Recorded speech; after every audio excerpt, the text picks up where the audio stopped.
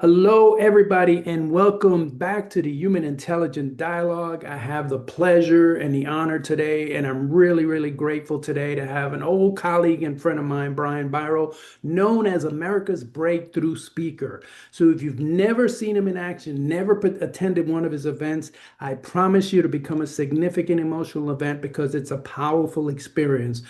Check out some of his videos on his website, and you'll see what I mean, but it doesn't know justice until you're actually in the room. Brian, thank you so much for joining us today. I appreciate it. It's my absolute pure joy, Edwin. We are old friends and have continued communicating from when we were first in one of my events many, many years ago. And I love the work you're doing. So it's an honor and a privilege to be here. Thank you so much. I appreciate your time again. So let's get right into it, folks. You know how this is. I try to get speakers from a variety of different perspectives, but under the umbrella of creating a human intelligent workplace and the overall humanity of what's taking place at work. And I've watched Brian in action and some of the things that he does and how he tries to really reach out and touch all of those in workplaces across the globe at the end of the day. So, Brian, why don't you give the audience a little bit of your background and perspective, sort of your journey and your mission and how you got here professionally? Well, thanks a lot. It's been a fun ride. I've had actually three wonderful careers, all centered upon the same thing that your work is centered upon, people. I've always had a belief and a faith in that we have more in us than we often realize. So my first career, I went to Stanford University. How I got in, I still don't know, but I got in somehow. And when I graduated, I had put myself through school as a swimming coach, and I loved it because you don't coach swimming, you coach people. It's helping them break through their fears, their obstacles, their habits that don't serve them. And so my first career was as a US swimming coach, and it was an incredible ride. I loved it. My team became the largest team in America at the time, but I had no life. So the second step was I'm probably the only person Edwin, who went to graduate school to get a life instead of a job, which I did. I met my wife during that time. I really gotten physically good shape. Got my MBA at UCLA and went into a corporate career. And that's where I know we're going to talk about some of that, where and then second dimension of working with people really grew. And that was really trying to help people move from silos to synergy. Our organization was very separated. And that's when I first began teaching my own company. I became vice president pretty rapidly, and we had a massive turnaround that was built around people, not the market. And at the peak of this turnaround, after doing all these events in my own company, that's when I said to my wife, "Honey, we're doing great. Let's quit. I got to go do this work. This is who I am. This is what I love." And so for the last 35 years, almost 36, I've been a professional speaker and author focusing on breakthroughs, which is all the work you do. That's what every book I've written. I've written 16 books. The work that you do is about helping people break through from fear to freedom, from failure to faith, from ego to we go, and from good to great. And so that's been my whole path. And the connector is that faith and belief that we have more in us than we really recognize. And my mission is to help people break through in whichever area of their life is the one that really is holding them back, whether it's professionally or personally. And oftentimes it's the same challenge that just shows up in either place. You know, it's so interesting as I listen to you speak, to your point. My vision, my mission in life is to help others help themselves. And I know you do that through woo and breakthrough and all that experience that you take the people through. As much work as we've done, to your point, you've been in this business for a long time, like myself, there's so much more work in front of us. So having been in this business for more than 3 decades, almost four now, what are some emerging trends you're noticing when you're out there speaking to the thousands of people, sometimes thousands at a time that you speak to across the globe? What are some trends you're noticing? Because I know people come up to you afterwards and talk to you about the experience they went through, but also why it was helpful. So what are some trends you're sensing picking up across the globe? Yeah, boy, some of them are eternal and some of them are kind of fresh. Um, One that's I think been eternal for all those years that I've been speaking is burnout. That people feel beaten down. People feel like that they're losing their energy or their passion. And that is kind of, to me, the symptom. The question is why? What is it about that organization? What is it about that particular job, culture, whatever those elements are? And many of them can intertwine to create that. We got to get to what is the cause of that kind of burnout. But that's one I run into a lot. Uh, I could condense every single challenge into one thing: people not feeling like they're important, people not feeling that they really matter. That's a big one. And the other on this is uncertainty, because of the acceleration of technology, acceleration of AI, acceleration of what I see in our culture of demonizing people who don't agree with us. And so we become enemies, looking for enemies rather than looking for collaboration. What happens is people feel that uncertainty, change is scary rather than change is the essence of growth. And so the only way to deal with that is to really not think about, we hear so much about change management. To me, what we need to focus on is change leadership. And the difference is that you're actually looking to change as a positive thing, that you want to find the best ways to change rather than simply reacting to it. Change leadership is proactive, change management is reactive. And I'll choose proactive every single time. So those are the big things: uncertainty, most of all, not feeling important, feeling that you matter, feel that you're significant in whatever role you play. And then that burnout, which comes from, I think, organizations that aren't human centered. That is so spot on. People have heard me in these, so I'll keep repeating it. There's a book out there called Dying for a Paycheck, and in there it highlights that the fifth cause of death is work due to stress, which kind of gets to your burnout point. The other one is there was a TED Talk 10 years ago, yeah, called Workforce Crisis of 2030 Workforce Crisis. And they did a study of 200,000 people worldwide and asked them, what's the number one thing you're looking for in the next employer? And it was appreciation. A simple thank you is what they were looking for. So all of that kind of stuff gets to, and then burnout now is considered number two in the last 35 years has popped up, only second to the coronavirus time frame. But now today, burnout is one of the top things. So obviously, we're in some interesting times. But at the same time, you and I have been in this business long enough that we've seen some things repeat itself over time. And I really like, because I do teach change management, I really do like your flip on it, that change management is reaction, where change leadership is proactive. And as you know, my philosophy is helping leaders help themselves. As you know, I've got a book coming out, The Boss, Behaviors of Smart Supervisors, which kind of alludes to all of that kind of stuff. How do we get this change going so that leaders are more proactive and create a more human-centered, more human intelligent workplace? So tell me, Brian, what are some of the solutions and strategies you're bringing to bear that you're seeing make a difference? And I know part of yours is talking to the masses, but add some context to that. To me, what I really have become clear about over these 35 years of doing my work is that we create momentum, positive work environment, people who feel appreciated when we focus on controlling our controllables. And when we focus on trying to control what we don't control, that's when we create frustration, fear, resentment, acting out. And so over the years, as I began to understand that when we control our controls, think about it, when you're focusing on the things you do control, how different you feel than when you're focusing on the stuff that's out of your control. You feel like you're in motion. You feel like, I know what I'm going to take as the next step. And burnout, another word for burnout is overwhelm. And the only way you deal with overwhelm is to do one thing. And then you do the next thing. And as soon as you do that one thing, as soon as you're in motion, that feeling of overwhelm is gone, because now you're focusing on something proactive, positive. So over the years, I've nailed down 3 controllables that I teach in every event I speak. Even though every event is different, it's customized on the same first question that you asked me, I asked the organizations. Tell me about what's going on with your people. What are your most desired outcomes? When I ask what your most desired outcomes are, I'm finding out what you're not getting right now, because they're telling me, I want my people to feel energized. Okay, so they don't feel very energized right now. I want my people to feel appreciated. Oh, so they don't feel very appreciated right now. So these three controllables, when we focus in on them, and first of all, you and I share this belief: everyone is a leader.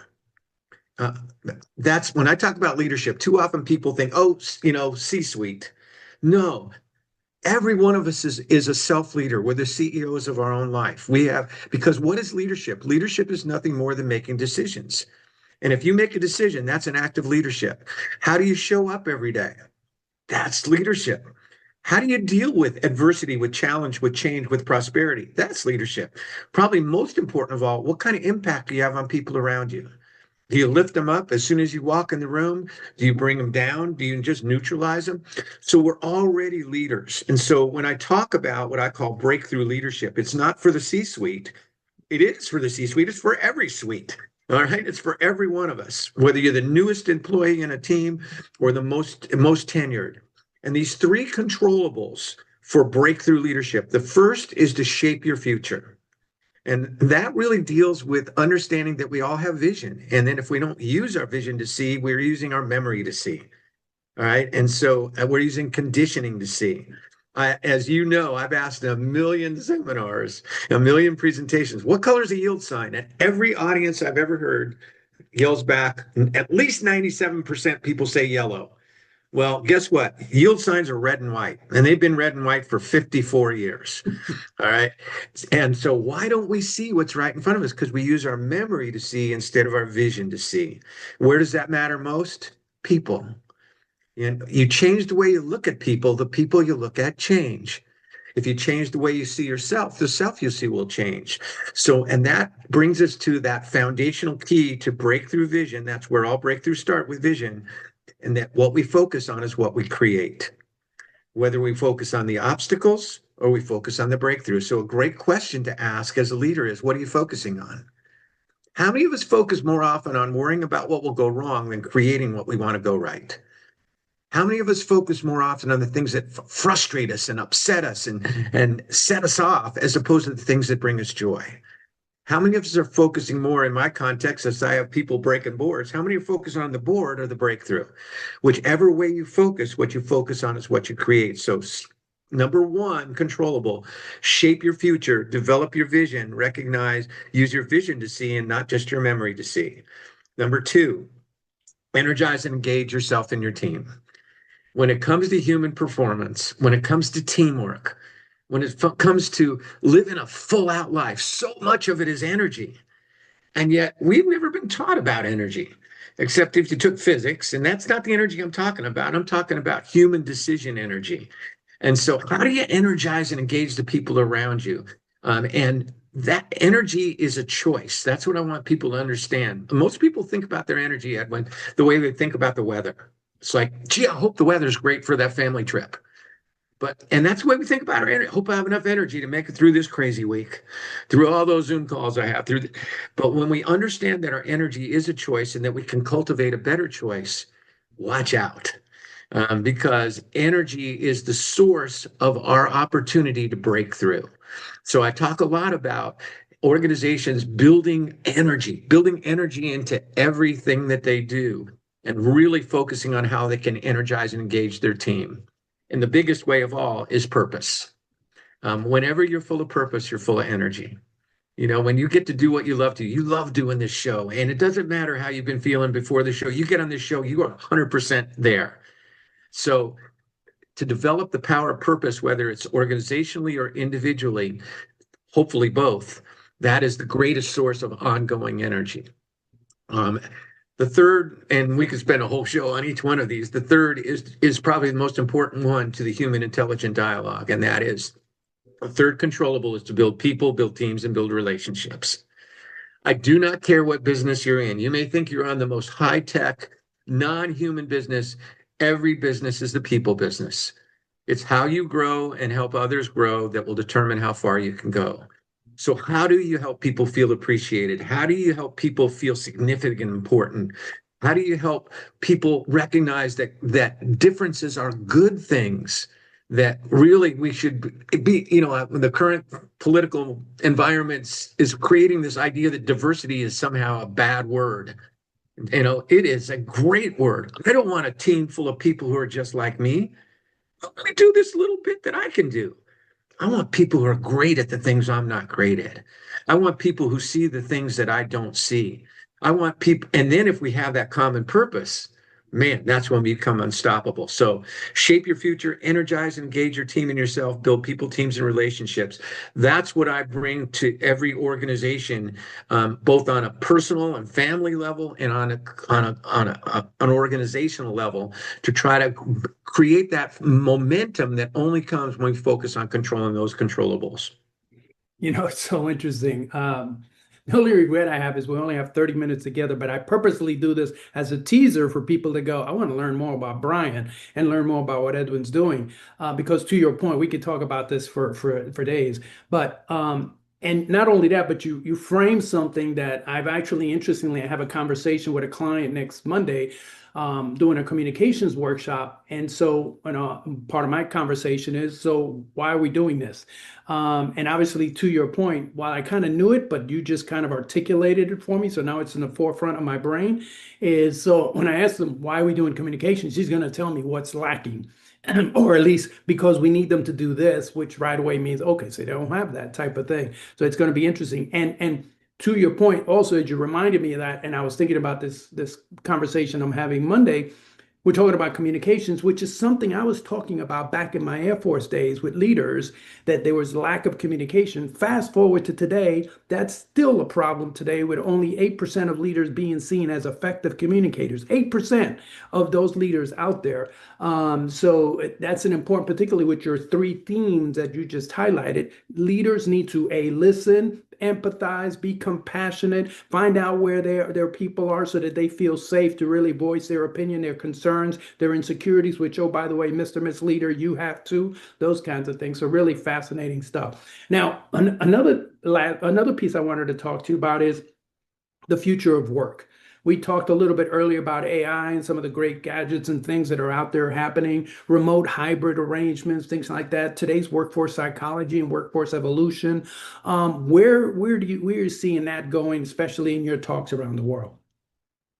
I tell you, this is one of the most fascinating challenges to me because I think the key when it comes to AI is to see it as a resource and not a replacement. Um, when talking to you, that's the way you're using it. It's an incredible resource, something that, was sci-fi not all that long ago to be able to, but it's about data. It's about a massive ability to speed through data and come up with definitions and quote unquote answers. But it's what we do with data and answers that gives us the opportunity to make it valuable. So I think the first starting place with especially technology and particularly AI is to implant that simple kind of separation, that it is a resource and not a replacement. It cannot replace humanity. Um, I think the biggest challenge that I see today is, and it's much more than just in the workplace. It's especially with our kids, is the challenge to be able to have conversations like we're having right now. AI can't do this exact conversation. It could gather a lot of stuff and make it seem pretty cool and probably be fairly accurate, but it can't gather our emotion that relate to it. Can't gather our joy, or it can't do what you just did and take what I spoke about and actually recognize how you can apply it to a call you're going to do next week. That stuff is pretty. That's human, and I'm concerned because. When we're in a hybrid work environment, people are working at home, which many of the studies say that they're every bit as or even more constructive and productive, but we're not having the interaction that we had before. And kids talk on their phones at a very early age in very short little spurts rather than having a real conversation. So to me, those are the symptoms. What we got to do is communicate. It's what you said. We've got to communicate. And you hit it so perfectly. I think one of the most important things that we can do in the world that is moving is not going to slow down. It's not going to go backwards. I mean, I've learned, I heard a presentation on AI, how much that's advancing and how fast it's advancing. What we have to do is be master askers. We have to learn to ask and then truly listen. And that's the way we can build conversations, whether we're doing it in whatever medium we do. To me, the best is this, person to person. But we can do it in the way we send emails. We can do it in the way that we communicate. Ask great questions, and then you ignite people to converse, to think, to interact. And to me, that is the most important challenge that we face in building our future, both organizationally, in families and communities, is how we can not let go of the power of conversation, because that's where synergy comes. You know, you and I in this conversation today, as you were explaining things to me, it was clicking things in my brain. That, whoa, I got to talk about that, or that's, I never thought about it in that way before. We can't let go of that, and we've got to make sure that our children understand the power of synergy that can only come by real conversation, real interaction. You know, you bring up such a good point. I love that master asker. I got to remember that. But here's another one that kind of goes in line with that.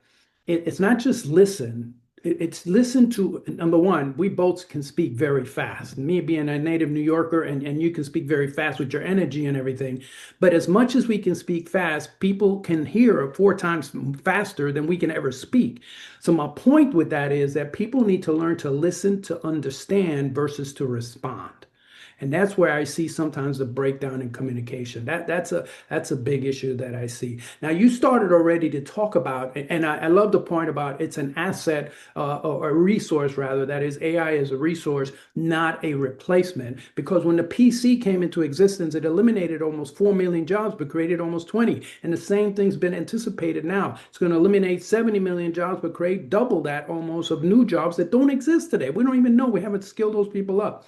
So I think it's some interesting times ahead. Now, you started to allude to this and all. So as we begin to close this out, what are some actionable advice you would give to managers, the workforce in general, and HR professionals who are out there helping their organizations and their leaders be better places?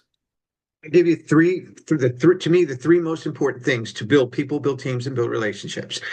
I'll go in so that the last one is the most important one. First is to become what I call a world-class buddy thinker, to embrace how important it is to recognize, appreciate, and build people with kindness, with focus. And I'll give you a simple way to do it. To be what I call a world-class buddy thinker is to solve that challenge that we talked about earlier in the show, that people don't feel appreciated. All right, and here's a fun, simple way to become a better builder of people through genuine, authentic recognition, acknowledgement, appreciation. Remember the television network ESPN. All right, not big for sports, but as a simple, fun way to really elevate your ability to build people through appreciation. E says, acknowledge, appreciate, thank people with effort and energy. The E stands for effort and energy. How often do we thank people who are not even there? Hey, thanks a lot. Appreciate it. Got to go. Doesn't mean a thing. But when you put a little effort into the way you acknowledge people, you really articulate what they specifically did. You shake their hands with both your hands and you look them right in the eye. It connects. So the E is thank people with effort and energy. It also means thank people for their effort and energy. And that is even more important. We are so caught up in only giving recognition for the result. But the way we create results is by focusing on what we put in. And so when we thank people for their effort, their energy, their attitude, guess what? They'll produce more results because now they're focusing on controlling their controllables. E, thank people with and for effort and energy. S, occasionally and powerfully use the power of surprise. Surprise is the super glue of impact, of breakthrough impact. So next week, Edwin sends out a handwritten card to somebody who helped him 6 months ago. And the first thing the person is surprised, that's a handwritten card. We don't, either his computer's down or this is really surprising. The next thing is he thinks about timing. It's not my birthday. It's not my anniversary. It's just Thursday. And so we've created surprise. What's the impact of that?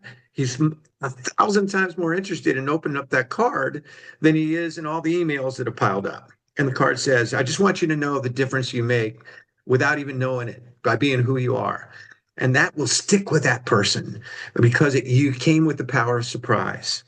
All right. So E, thank people with and for effort and energy. Use the power of surprise. Stopping a meeting to acknowledge somebody for something they just did because they thought it was the right thing to do. And it hasn't even worked out on the result yet. It's just you're acknowledging what they focused on and put in. P is the most important one of all. It actually is the third one I was going to get to is be fully present. We'll come back to that one. It's the only way we help people know they're important. All right. And N is do it now. If there's one thing not to put off, it's acknowledging and appreciating the people around you. And I look at it as simply this. I look at each day as the road in front of me. And every time and every day, I'm going to get to the same Y in that road. One side goes this way and says, as soon as I catch up, as soon as I do this, as soon as I do that. The other side says now. As soon as looks easier. It's well lit. There's no potholes. Now is twisty and turny. Lights are out. But if you stay on the road called as soon as when it comes to building people, it's a direct road to never. It will only lead you to perpetual procrastination. So seize what I call the woo, the window of opportunity, which is now. To acknowledge people when you see something to acknowledge, to build people anytime you get the chance, because that's more important than just looking at a report or typing out a bunch of stuff on your computer. So ESPN, be a world-class buddy thinker. Second is that master asker and do what you said, because 95% of the time we're not listening. We're formulating our response instead of understanding. You'll still be able to respond, but create that starting point of I'm taking it in, not just what you say, but your body language, your tonality. That is 97, 92, 93% of communication is not the words we say. It's our body language, 55%, and 38% is our tonality. If you're thinking about what you're going to say, you're going to miss 93% of that communication. And the third one to end with is be fully present. And that means when you're with somebody as you are, and when you're one of the most present people I know, be 100% of your mind, body, and spirit is with that person where they are now. And when you are fully present, you say to that person beyond words, unfakeably, unshakably, you are important. You matter. You're significant. And whenever you're not present, number one, you can't fake it. People know it. And number two, it says to them the opposite. It says, I guess I'm just not as important as that phone or as whatever the heck is on their mind right now. I call it the ultimate gift. And I call it that because my children taught me this when they were 8 and 3 years old. And one night when I could have been tucking them in, making them feel, being present with them, I was getting on my phone, and phones plugged into walls back then. I know, totally weird. And they came in my room, my office, and they looked at me and they said, Daddy, do you love your phone more than you love us? The blade went in deep. Emerson said, what you do screams so loudly, I can't hear a word you're saying. And I couldn't fake it. I was living my life as if my phone was more important than my family. Mm. Well, that changed my life. And that my number one focus more than any other is to live every day as fully present as I can, because the past is history, the future a mystery, the gift is now. That's why we call it the present. Awesome. Thank you so much. And there's a book out there called The Present. So I enjoy that. So to the audience out there, if you can't pick up the passion that we have for this stuff here, I don't know. I don't know what's going on. I hope you do, because both Brian and I are working across the globe trying to reach out to organizations to go, you know what? You're going to spend 9,000 hours of your waking adult life at work. So make sure, Mr. Miss Managers out there, you're making those better places, number one, for you, and number two, for the people that work around you and work with you.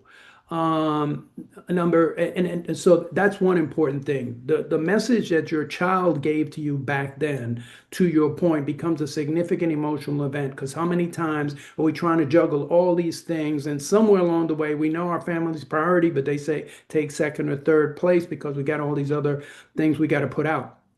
So hopefully my conversation with Brian, if nothing else, percolated some curiosity so that you are willing to go out there and look a little bit more and see what Brian has to offer, because he's got some great stuff, some great nuggets, stuff that he's been talking to audiences around the world on. So, Brian, thank you very much for your time. Like I mentioned to you, we could go on speaking for this forever, but we wanted to plant it as a teaser and let them go, you know what? Let me go find out what this Brian is all about, and breaking boards and all that stuff, and break through things that people don't realize. 1 million people that he's taken through his forums. I've been fortunate enough to be involved in 2 or 3 of them, brought them back when I was with Lockheed Martin a few times. So glad to have been able to do that. Whenever I can think about it, I said, you want an energy person? Let's bring in Brian. I promise you, they'll remember this event over any closing words you'd like to leave the audience with. I'd love to challenge everyone to really work on that being fully present. And here's the simple way to do it. When you leave this podcast, pick out 2 people in your life. You want to make it the best year of your life. Start with 2, inch by inch, anything's a cinch. 1 person at work, 1 person at home who you commit to be more fully present with for the next 30 days. Doesn't mean you have to spend more time with them. You may have less time, but when you're with them, put the cell phone away. If you're at home with them, shut off the television, ask more than tell, and then truly listen. And you watch. After a couple days, they're going to look at you different. They're going to go, you've been working out, change your hair color, you're looking good. As you become more present with those 2 people, you'll start to develop that habit, that muscle, until it's the way you are with every person. And the people in my life who have had the greatest impact were the people who are fully present. And here's what I want you to know. You don't get less done being fully present in your life. You get more done because you're fully there, not split in a whole bunch of different places where nothing's getting done. So try that out. It'll change your life. It changed mine. Thank you so much for that. And you remind me of one last thing I want to mention to people. Most people out there consider themselves excellent multitaskers. Neuroscientists tell us at best we are bad switch taskers, and it actually we're less productive, 50% less productive, and it actually impacts our health. So if you think you're a so-called great switch tasker, because that's really what you are, you may want to revisit that. So Brian, thank you so much. I appreciate it. You're going to have his contact information on the back end of this and at the beginning too. Highly, highly recommend you go check out his stuff, because he's got some great messages out there for all of you to consider, reflect on, and think about. Sometimes it's not new stuff. It's just that we need that mirror in front of us and somebody to remind us of those things. So thank you so much, Brian. I sincerely appreciate your time being here.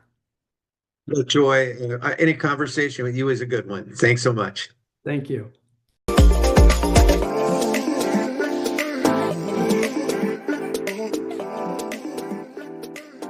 We're glad that you stopped by to visit. We're in the business of helping organizations in the growing era of AI become more HI, and that is become more of a human intelligent workplace.